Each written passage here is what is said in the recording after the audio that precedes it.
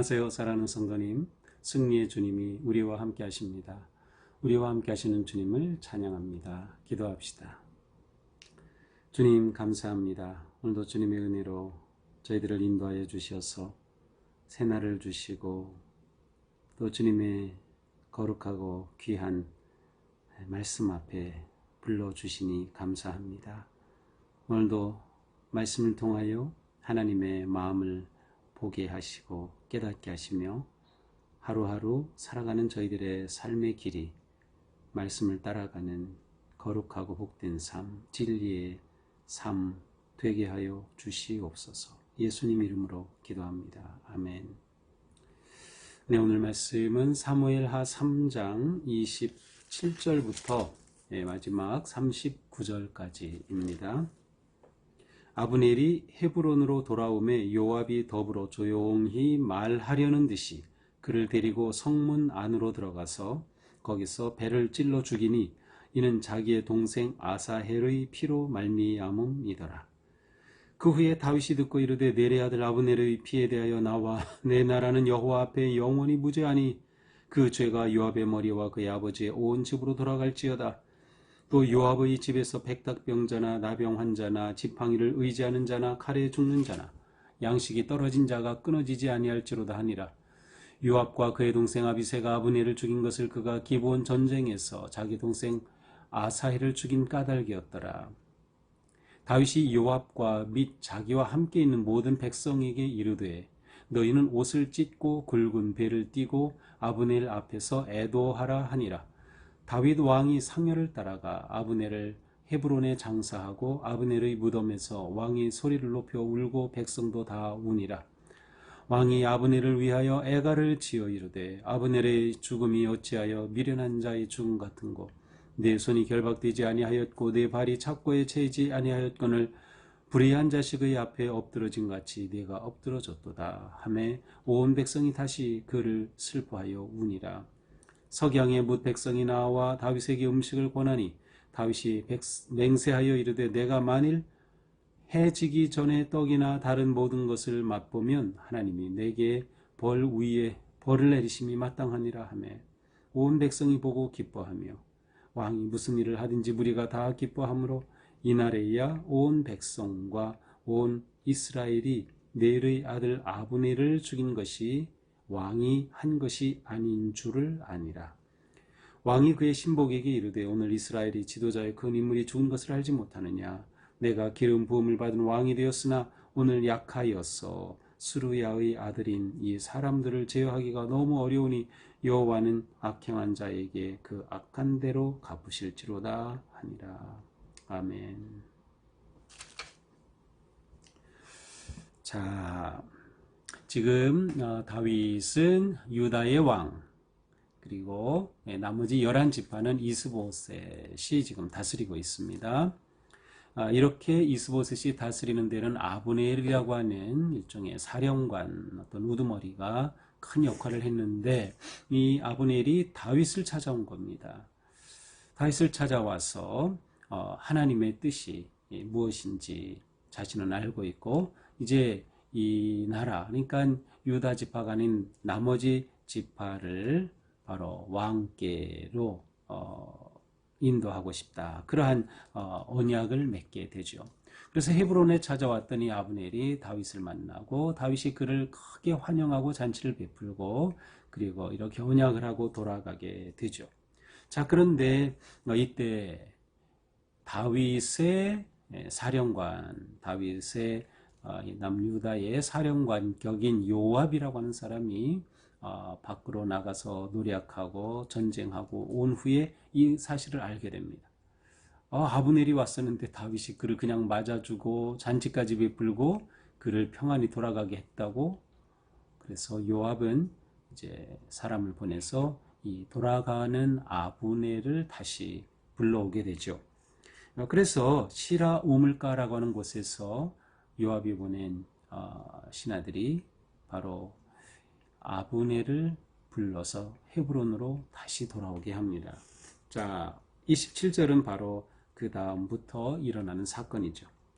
아브넬이 헤브론으로 돌아오매 자, 아브넬이 이스라엘로 가다가 다시 이제 헤브론으로 돌아오매 요압이 더불어 조용히 말하려는 듯이 요압이 그를 맞으면서 인사하고 이렇게 조용하게 환영하려는 듯이 그에게 다가가서 그를 데리고 이제 성문 안으로 이렇게 인도하죠. 그러더니 곧장 거기에서 배를 찔러 살해하고 맙니다. 끔찍한 사건이죠. 이렇게 요압이 아브넬을 살해한 것은 겉으로 드러난 것은 무엇이에요? 그 바로 밑에 보니까 이는 자기 동생 아사헬의 피로 말미암음이더라. 이 아브넬이 그 요압의 동생 아사헬을 죽였어요. 그런데 이 아사헬을 죽인 것은 그냥 뭐 복수심에서 뭐 미워해서 죽인 게 아니고 원치 않게 이제 전투가 벌어진 거죠. 그래서 그 전투 중에 아주 발빠르기로 유명했던 이 아사헬이 아브넬을 추격해 오는 겁니다. 그때 아브넬이 아사헬에게 말하죠. 너 이러다가 죽는다. 오지 마라. 오지 마라. 그런데 아사헬은 계속 추격하다가 그만 창에 찔려 죽고 말았어요. 그런데 이것을 그 형인 요압이 원한으로 품고 있는 거죠. 그래서 그 원한을 갚으려고 바로 이 아브넬을 찔러 죽인 겁니다. 그러나 또 한편으로는 사실 이것만일까? 겉으로 드러난 이유이겠지만 속으로 볼 때에는 이제 아브넬이 다윗과 가까워지게 되고 정말 아브넬을 통해서 나머지 11지파가 다윗의 통치 아래에 들어오게 된다면 분명히 아브넬은 다윗의 아주 중요한 신하가 될 것이 분명합니다. 어쩌면 지금 요압이 차지하고 있는 총사령관의 자리를 아브넬에게 넘겨줘야 할지도 모르는 거죠. 그러니까 요압의 입장에서 볼 때는 자기의 이 자리를 빼앗길 수가 없는 겁니다. 그래서 이 지위를 지키기 위해 아브넬을 살해한 셈이죠. 사실은 요압의 입장에서 볼 때는 성공한 거예요. 이렇게 아브넬을 제거하였기 때문에. 그리고 실제로 이후로 요압은 죽을 때까지 다윗의 총사령관 역할을 감당하게 되죠. 자, 이 소식을 다윗이 듣게 됩니다. 28절. 그 소식을 들었을 때 이렇게 선포하죠. 넬의 아들 아브넬의 피에 대하여 나와 내 나라는 여호와 앞에 영원히 무죄하다. 자, 아브넬이 죽은 것에 대해서 다윗은 자신과 자신의 나라는 책임이 없다. 죄가 없다. 여호와 앞에 영원히 무죄하다. 하나님이 증인이 되어 주신다는 거예요. 다윗은 무죄하다는 것을, 다윗의 나라가 무죄하다. 그 말은 다윗이 시켜서 아브넬을 살해한 것이 아니다. 다윗과는 전혀 관계가 없다라는 것을 하나님께서 증인이 되어 주실 거다라는 거죠. 그러면서 29절에 바로 이 요압에 대해 저주를 합니다. 그 죄가 요압의 머리와 그의 아버지의 온 집으로 돌아갈지어다. 그러면서 그의 집안에서 온갖 질병이 나타나고 나병 환자가 나타나고 장애자가 나타나고 칼에 죽는 자가 나타나고 양식이 떨어지게 될 것이다 라고 하면서 이 요압의 집안을 저주합니다. 자, 이렇게 다윗이 요압의 집안을 저주했다라고 하는 것은 바로 다윗은 요압의 이러한 행동을 탐탁치 않게 여긴 거예요. 탐탁치 않을 뿐만 아니라 이것은 다윗에 대한 뭐라고 할까요? 반항이죠. 지금 아브넬은 이스라엘의 대표로 최고의 사절단으로 다윗을 찾아왔어요. 그런데 다윗을 만난 후에 이스라엘로 채 돌아가기도 전에 중간에 다시 와서 살해되고 말았어요. 그렇다면 이스라엘 백성들은, 베냐민 지파들은 어떻게 생각하겠어요? 다윗이 아브넬을 불러서 살해했다. 이렇게 생각할 수밖에 없어요. 모든 정황이 그렇습니다. 그리고 다른 사람 누가 죽였던들 그것은 결국 다윗의 통치 아래서 일어난 것이기 때문에 이것은 다윗이 죽은 것이다. 이렇게 되죠. 이렇게 되면 다른 지파들의 미움을 받게 되고 다윗이 다른 지파를 다스리게 되는 것은 너무도 어려워지는 거죠. 그러니 요압이 한 행동은 다윗에게는 엄청난 정치적 부담이 되는 것입니다. 물론 도덕적인 잘못도 있죠. 30절 요압과 그의 동생 아비새가 아브넬을 죽인 것은 그가 기본 전쟁에서 자기 동생 아사엘을 죽인 까닭이더라. 이렇게 아브넬을 살해한 것은 동생이 죽은 것에 대한 복수였다라는 거죠. 자, 31절입니다. 이제 이렇게 되자 아브넬을 헤브론에서 장사하게 되죠. 모든 백성이 장사하는 자리에 옵니다. 다윗은 요압과 그와 함께 있는 자들을 이 장례식에 다 오게 합니다. 그리고 아브넬 앞에서 애도하라 백성들에게 말하죠. 그래서 백성들이 그 앞에서 애도하게 되죠. 그래서 아브넬을 헤브론에 장사합니다. 이 자리에서 다윗 왕은 크게 소리 높여 웁니다. 왕이 소리 높여 울어요. 그러니 백성도 다 울죠. 그러면서 왕이 아브넬을 위해서 애도의 시를 지어서 부릅니다. 그것이 33절, 34절이죠.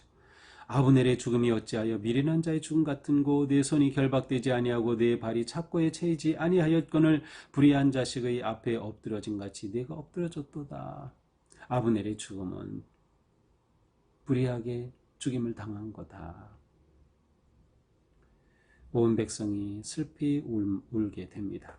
자, 이렇게 하루가 지나가는데 백성들이 신하겠죠. 왕에게 음식 좀 드셔야 합니다. 음식 좀 드셔야 합니다. 35절이죠. 석양이 뭇 백성이 나와 다윗에게 음식을 권합니다. 석양이라고 되는 것은 해가 질 때가 석양이죠. 그런데 석양이라기보다는 아직 해가 떠 있을 때입니다. 그러자 다윗이 말하죠. 해가 지기 전에 내가 떡이나 다른 음식을 맛을 보면 하나님께서 내게 벌 위에 벌을 내리시리라. 거절하죠. 만약에 석양이라고 말 그대로 한다면 이제 곧 해가 질 텐데 뭐 해가 지기 전에 뭐 안 먹겠다 이거 불과 뭐 1시간 있다가 먹어도 된다 뭐 그런 뜻이 되겠죠. 그러니까 여기서 석양은 아직 해가 있을 때입니다. 해가 떠 있을 때 낮일 때이죠. 다윗은 음식 먹기를 거절하죠. 자, 그런데 백성들이 다윗의 이러한 모습을 보고 너무나도 좋아합니다. 기뻐한다. 온 백성이 보고 기뻐해서 이제 왕이 뭐라고 하든지 왕을 잘 따르게 되는 거야. 왕이 정말로 저렇게 슬퍼하는구나. 더 중요한 건 무엇이겠어요? 아브넬을 다윗이 죽인 게 아니구나. 아브넬을 죽인 것이 요압이라 하더라도 다윗이 요압을 사주해서 아브넬을 죽인 것이 아니구나 라고 하는 것을 깨닫게 되는 겁니다. 그래서 37절에 이날에야 온 백성과 온 이스라엘이 넬의 아들 아브넬을 죽인 것이 왕이 한 것이 아닌 줄을 아니라. 이렇게 다윗은 진심으로 애도하고 슬퍼함을 통해서 진심이 통한 겁니다. 백성들이 다윗의 진심을 알게 되었으니까요. 이제 38절, 39절 왕 다윗이 그 신복에게 말합니다. 오늘 이스라엘의 지도자의 큰 인물이 죽은 것을 알지 못하느냐. 그러면서 내가 기름 부음을 받은 왕이 되었으나 오늘 약하여서 스루야의 아들인 이 사람들을 제어하기가 너무 어려우니 여호와는 악행한 자에게 그의 악한 대로 갚으실지로다. 자, 다윗은 지금 유다의 왕이 되긴 하였지만 자기가 너무 약하다는 겁니다. 정치적으로 너무 힘이 없어요. 더군다나 스루야의 아들인 이 요압과 그의 동생 아비새, 역대기에서는 아비새가 형이고 요압이 동생인 것처럼 또 기록되어 있어요. 어쨌든 이 두 형제의 영향이 너무 커요. 그래서 이들을 제어하기가 너무 어렵다. 이들을 통제하기가 너무 어렵다. 요압과 그의 형제는 다윗의 평생 왕위에 있는 동안 정말 힘든 존재입니다. 사실 이 요압은 다윗의 누이였던 스루야의 아들들이에요. 그러니까 조카인 셈이죠. 누이의 아들. 이 요압은 이후에 다윗의 통치 기간 내내 좋은 일도 많이 하고요. 또 나쁜 일도 많이 합니다. 그리고 다윗을 슬프게 하는 그러한 끔찍한 일도 많이 저질러요. 주로 나쁜 일은 주로 사람들을 보복하고 살해하고 죽이고 하는 것이죠.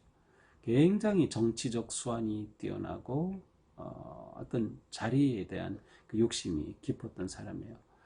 물론 때로는 다윗에게 충고도 하고 조언도 해주면서 다윗과 다윗의 평생에 함께했던 사람입니다.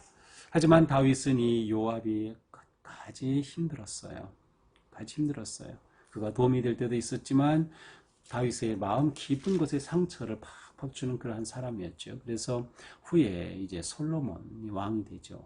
아들 솔로몬에게 왕위를 넘길 때에 솔로몬에게 내가 요압을 가만두면 안 된다. 요압을 처단해라 라고 하는 유언을 남기기까지 합니다. 자, 이것이 오늘 말씀이죠. 자, 오늘 말씀을 보면서 저는 우리가 하나님의 자녀로서 하나님의 뜻을 추구하는 삶을 살아야겠다 하는 점을 생각해 봤어요. 하나님의 뜻을 추구하는 삶.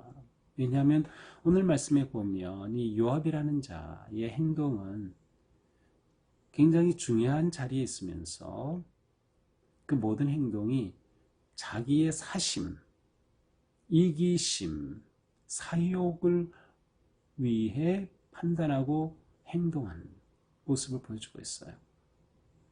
이것은 하나님의 사람의 모습이라고 할 수 없습니다. 정말 하나님의 사람은 어떤 사람인가? 하나님의 뜻을 추구하는 사람이에요. 하나님의 뜻을 추구하는 거. 그러니까 하나님의 뜻을 알고자 하고 하나님의 뜻을 이루고자 하는 삶이죠. 따라서 하나님의 뜻을 추구하는 삶에서는 개인적인 감정과 개인적인 사적인 갈등을 통제할 수 있어야 합니다. 자기가 감정이 일어난다고 해서 사적인 분노가 생긴다고 해서 그대로 행동해서는 하나님의 뜻을 이룰 수가 없어요.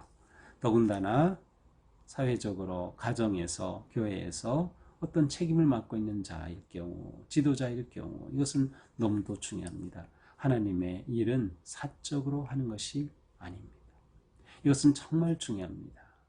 우리는 자칫하면 개인적인 생각과 감정과 분노에 따라서 행동하기 쉽기 때문이죠. 더군다나 복수는 하나님의 방법이 아닙니다. 그것은 다 하나님께 맡기는 겁니다. 하나님께 맡기는 거예요. 자, 또한 하나님의 뜻을 추구하는 그러한 하나님의 사람은 언제나 공공의 선을 추구합니다. 공공의 이익을 위해서 생각하고 결단하고 행동하는 거죠. 공공의 이익, 이것은 매우 중요합니다. 개인으로서 또한 교회로서도 공공의 선을 추구하는 겁니다. 우리 교회가 이곳에 존재함으로 인해 이 지역과 사회에 선을 행해야 하는 거예요. 선한 영향력을 끼칠 뿐만 아니라 선한 유익함을 주는 교회가 되어야 하는 것이죠. 하나님의 뜻을 추구할 때 그 삶에는 무엇이 있을까요? 그렇습니다. 바로 공감과 눈물이 있게 마련입니다. 다윗은 공감과 눈물을 가진 사람이었어요. 아브넬의 죽음 앞에서 그 죽음을 애도하면서 눈물을 흘리면서, 그런데 중요한 것은 이것이 진실이었다는 겁니다. 이것이 꾸며낸 것이 아니라 진실이라는 것이에요. 이것은 너무도 중요하죠. 진실한 행동이 사람의 마음을 얻게 됩니다. 우리가 누군가의 마음을 얻는 것은 진실하게 말하고 진실하게 행동함으로써입니다. 처음에는 그것이 잘 통하지 않을 수도 있어요. 아주 교묘하게 약삭빠르게 마음을 얻기 위해서 아부하고 아첨하는 식으로 그렇게 말하고 행동해서 마음을 얻을 것 같지만 결국 그것은 마음을 얻지 못합니다. 진실한 말과 행동이 사람의 마음을 얻는다. 다윗은 이렇게 사람들의 마음을 얻어가고 있습니다. 그가 왕으로 온전히 견고하게 세워지기 위한 과정 가운데 있는 것이죠. 그렇습니다. 우리가 오늘 살아갈 때에도 진정성 있는 삶, 이것이 매우 중요하다고 생각합니다. 무엇을 하든 가정에서, 일터에서, 직장에서, 사업을 운영하면서 어디에서든지 우리가 진실하게 살아가자. 이것이 하나님의 자녀인 우리의 바른 모습이 아닐까 생각합니다. 오늘 하루도 우리의 삶이 주님의 은혜 안에서 평안하고 또 이처럼 진실한 마음으로 공감하고 함께 할 수 있는 그런 삶 되기를 축복합니다. 기도합시다. 주님 감사합니다. 오늘도 말씀으로 저희들을 깨우쳐 주시고 세워 주시니 감사합니다.